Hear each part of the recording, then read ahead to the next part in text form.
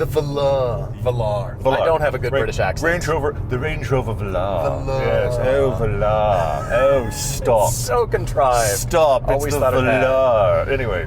The 2025 Velar. We have never driven this, and the Velar actually was introduced in 2018. Yes. This is now the 2025 model. Still 2 engine options here. You can get the really cool inline 6. You can also get the inline 4 that is turbo. And this is the one we have. We have the 2-liter turbo with about 250 roughly horsepower and torque. Just under 250 of both those numbers. Actually, it's like 268 torque. Yeah. So it's very average for a 2-liter turbo. There's nothing remarkable about this engine. It's fine. It's almost like this engine shouldn't be offered. Great cars, great roads, and all the reasons we love to drive. Road trips, comparisons, test drives, and podcasts. This is Everyday Driver. Let me back up and start with Range Rover, the brand. They are now associated with Deer Valley, the ski resort. They are. In 2023, Range Rover came up with the Deer Valley Range Rover Sport Signature Edition. It cost $165,000, came with a roof box, 2 sets of skis, painted vermilion red, and they only built 20 of them. Range Rover donated $5,000 from the sale of each to the Youth Sports Alliance out of that. So for a total of $100,000, they donated that. It is an organization proliferating and promoting children in sports, youth, and in sports in the parts of here. So we really love that. And you know what? It is a cool luxury brand, but I associate this with skiing now because of the Deer Valley Association. Sure, yeah. So I decided to take this skiing to Deer Valley to get the full experience, even though it wasn't the signature sport edition. How'd that go? It's the base model of the Velar. We'll just be Americans. Velar. The Range Rover Velar. Here we are. A Spanish. I looked this up. Spanish interpretation meaning to watch over. And you know what? It was all fine. I didn't get any more looks than anybody else, but I always appreciate the really good skiers who show up in the tattered gear and the beat-up skis, and they're the best people, the best skiers on the mountain. Sure, yeah. So I felt a little hoity-toity driving this up to Deer Valley. And this is the cheap one at $76,000. This is the cheap Range Rover.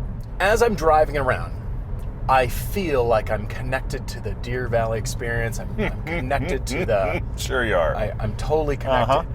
Except that it's boring to drive. Flat out, there is nothing interesting here for $76,000 to engage your senses. Now, this does have the dynamic handling pack, which I think is anything but, buried in an interface that is so hard to use, I want to rip it out of the dash and throw it out the window. Except this is their new one? This is their latest and greatest. This is the Pivo Pro. They were very excited in 2024 when they refreshed this car and they put in the revised version with the slightly curved screen. They're very excited about this version. And they said in the press materials, and I love repeating this stuff, that 80% of the features you need are no more than two taps down. And my counterpoint to that is, how many of them can you do with only the slightest glance? Because if it's 2 taps down, that is too much in the screen. 0. Probably. How about no taps down? How about 0? How about a button or a knob? Yeah. The volume's way over here. Did you find that one? It took me a while. Yeah. It's really a frustrating experience. I mean, of course, people are going to say you can talk to it and you can talk to the system, and I hate that. I want to hate be that too. because here's the thing: anytime you talk to a system, it takes longer than reaching over to interact. Every single time, because you have to wake the system up, then get it to listen. And I don't care who's making the system, that's the case. So knobs, buttons are helpful. They've really tried to make this as clean as possible, which means 80% of the things can be done in 2 taps, Paul. That's not good enough. Yeah, I hear you. You're just completely stumped by that. And I agree with you.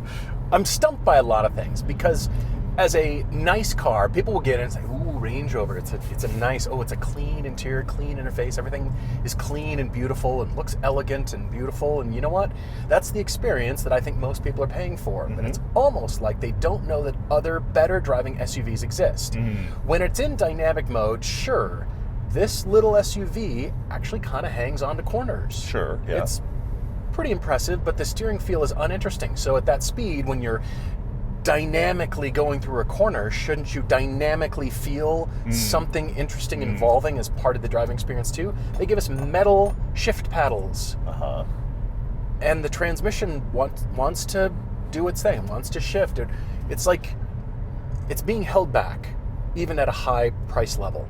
And you know what? This car looks really good. Range Rover's styling is so beautiful. A very restrained elegance. It's not shouty. It's not for the buyer that wants to do something flashy on a flashy car. And this looks very related to the bigger one.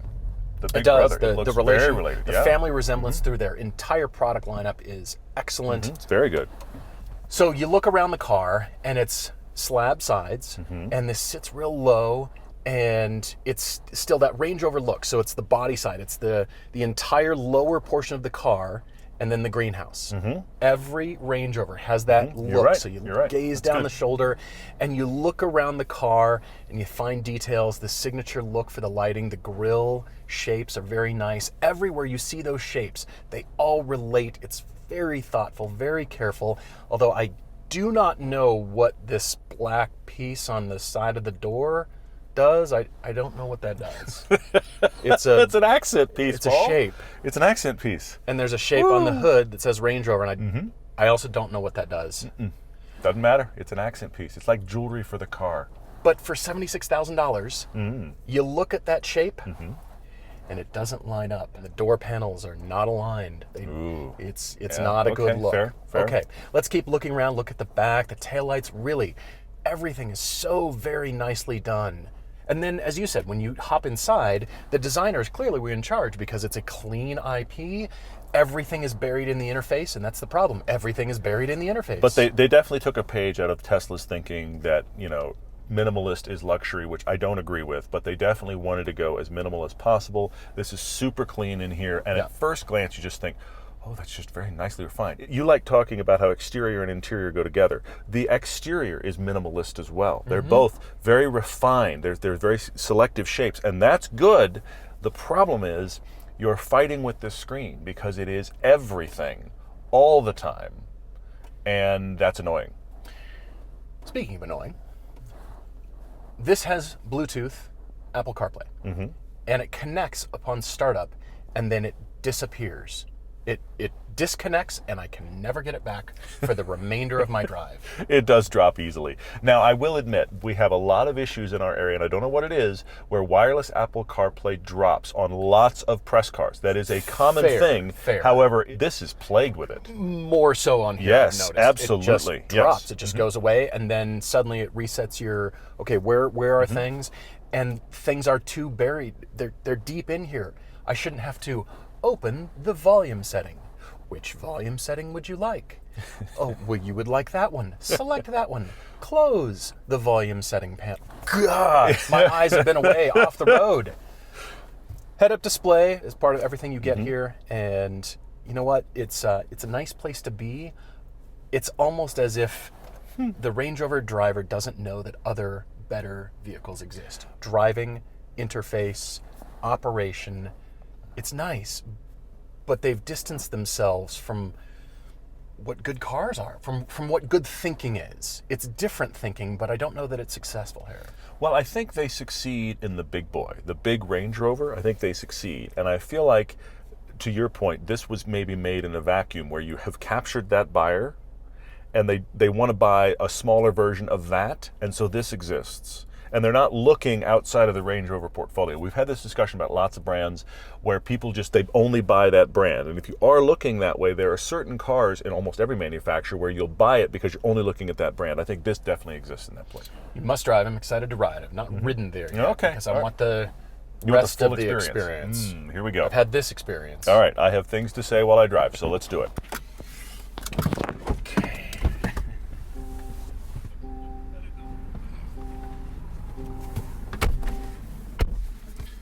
You mentioned it earlier, but it has dropped my phone, picked up your phone, and now it's showing a random screen we didn't ask for. Seat's all cattywampus over here. So sorry. Yeah. It's just showing some random screen. I don't even know what screen that is. The drive mode is a couple steps down. The volume is a couple steps down. And to your point, you have to hit the X button to close the panel that you're on. Look, I know you can talk to the thing, but You should be able to drive, glance, touch, and your eyes are on the road. You cannot glance. You have to touch things. And that's not a Range Rover problem, but it's exemplified here as a touchscreen problem where it's just too much. Even though they're excited about the interface, this is an interface that was built while and tested while not driving. Because as just a user interface, it's beautiful, it works, it's very nice. But you apply, I have got to not look at that now, and it falls apart quickly. Even just a quarter of the functions as buttons here would be very helpful. Agreed. Just a line underneath the screen. Anyway, okay, so give it the beans. Okay. Well, but that is one of my first thoughts. That's half throttle. There's full throttle. My point is, there's no difference. Half throttle in this car is all the power you're going to get. Right. And I am conditioned. Full throttle means more. You get to half throttle in this, and it's already, with the way the pedal is calibrated, it's already giving you everything possible. Back to my rant that I make a lot of times, and that is no one drives cars at full throttle anymore. And so then they explain about the car's not powerful enough or not loud enough. They've countered that here. I'm wrong here, because at half throttle, that's everything it's got. I have tried this multiple times getting on freeways and elsewhere. You get to half throttle, it's ramped up all the way. You get to full throttle, no discernible difference. That's weird to me. Turbo 4, I get it. But anyway, so this has got enough power for normal use. Oh, the screen's freaking out again. Tuesday. Paul and I are diving in another really fun podcast. We've got a really cool topic. Tuesday, fun part of it. Sorry. Questions. We were just joking about the... Okay. It decided to pick my phone back up just now while we're sitting here. Fantastic. My phone's been with us the entire time. I just like that noted. My phone didn't get out of the car and get back in. I mean, the screen is the right size. The curved screen is beautiful. It's beautiful. Volume knob. It responds to your touch easily. Volume knob. Yes, and I know. the setting to change the car's character. If this is the dynamic, the driver's car, the smaller, lightweight, more nimble one, it should have, where is that? But no, we've got a clean, it's just clean. It's too clean. It's too clean to be usable. It distances you from, there's stuff hiding in the car. Well, you know what it's like? Where is it? I've got to go dig, and then you can't do that while you're driving. It's like that super modern kitchen that looks awesome in photographs or in the house walkthrough, but you never want to live there or cook in it because you don't want to touch anything. That's gorgeous. Look at how nice that kitchen is as you walk through, and you'll never use it. True. You'll just go out. True. Because I don't want to touch any. That's what this is. It's that kind of thinking. Yeah. But unless you got somebody walking behind you, like cleaning up all the fingerprints, none of that works in real life.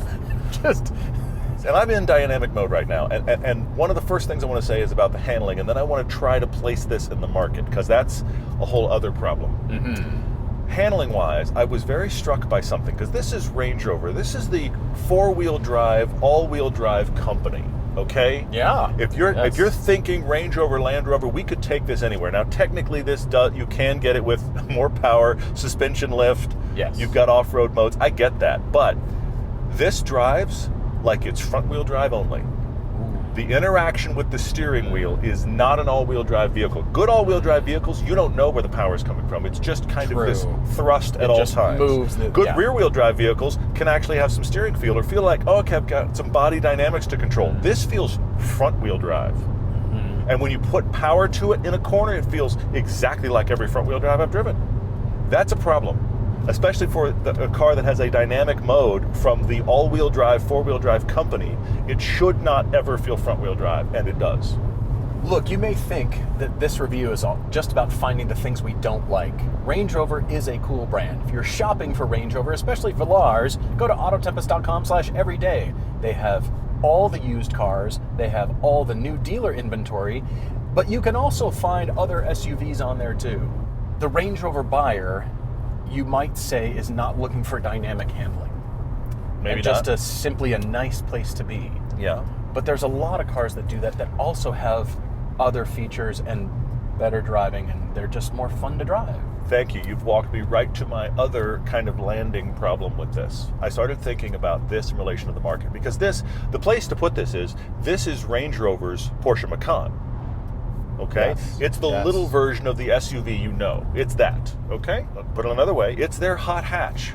Kind of like Porsche's hot hatch is the Macan. Yeah. The problem is, in this market, here are the other vehicles that I would take over this. Porsche Macan, Genesis GV70. You can get the good big engine Genesis GV70 for less than the $76,000 this costs. looks better, drives better, nicer to be in, powerful engine, excellent dynamics. That's the GV70. Okay? The Mercedes GLC is in this place. I'd get that. The BMW X3 comes in that good X40 version that is phenomenal. Yeah. The XC60 Volvo, we've praised that in the right trim as one of our very favorites, also in this market. I would buy every one of those. Autotempest.com/everyday. I'd go right now and buy every one of those for this money or less. This is competing against those. Back to where you started. You are only a Range Rover buyer buying this because what it offers, you can get better from many other brands. I've just listed them for you for the same money or less. I am genuinely disappointed here. It is well styled, but it is not something that is worth the money or worth driving. I feel like I'm being scathing, but I feel like I am too. I drove it and couldn't believe how front-wheel drive it felt. And then I started thinking about it in relation to what else is in this exact market segment from other brands, and it got scary fast.